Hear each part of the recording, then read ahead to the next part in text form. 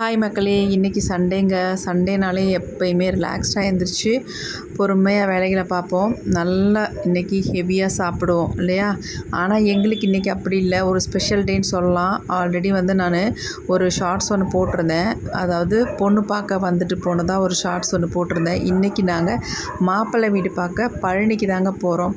அதனால் கொஞ்சம் முன்னாடி எழுந்தாச்சு. எழுந்தோடனே அவருக்கு ஓட்ஸ் கிண்டி கொடுத்துட்டு நான் காஃபி சாப்பிட்டுட்டேன். ஏன்னா போனால் முன்ன பின்ன ஆகும் இல்லையா? அதனால் சாப்பிட்டே போயிடலாம் அப்படின்னு சாப்பிட்டுட்டோம்.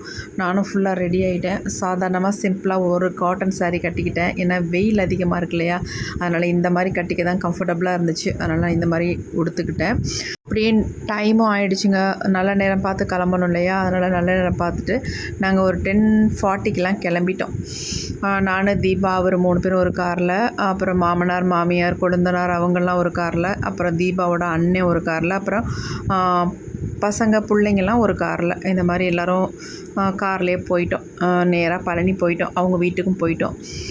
போயிட்டு அவங்க வீட்டில் கொஞ்சம் ஸ்நாக்ஸ் எல்லாம் கொடுத்தாங்க. எல்லாம் சாப்பிட்டுட்டு அடுத்து நம்ம என்ன பண்ணுறது, எப்போ நிச்சயதார்த்தம் வைக்கிறது அப்படின்றது எல்லாமே பேசினாங்க. பேசிவிட்டு நீங்கள் முடிவு பண்ணி ஃபோனில் சொல்லுங்கள் அப்படின்னு சொல்லிவிட்டு பூ வைக்க வர அன்றைக்கி நம்ம நிச்சயதார்த்தம் மாதிரி பண்ணிடலாம் அப்படின்னு சொல்லிட்டாங்க. ஓகே அப்படின்னு நாங்களும் சொல்லிவிட்டு சரி எல்லாருமே கிளம்பிட்டோம். நாங்கள் கிட்டத்தட்ட ஒரு 15 பேர் போயிருந்தோங்க.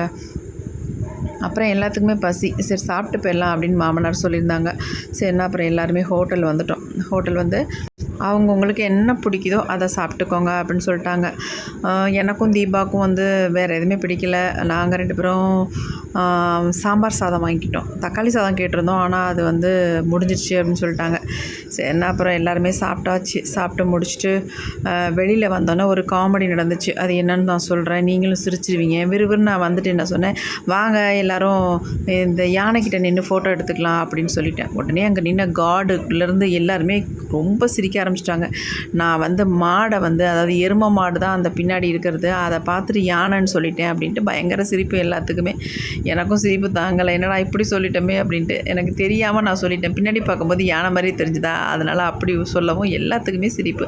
பயங்கர ஒரு காமெடி. அப்புறம் எல்லாருமே ஃபோட்டோலாம் எடுத்துகிட்டு அப்படி இப்படி நின்று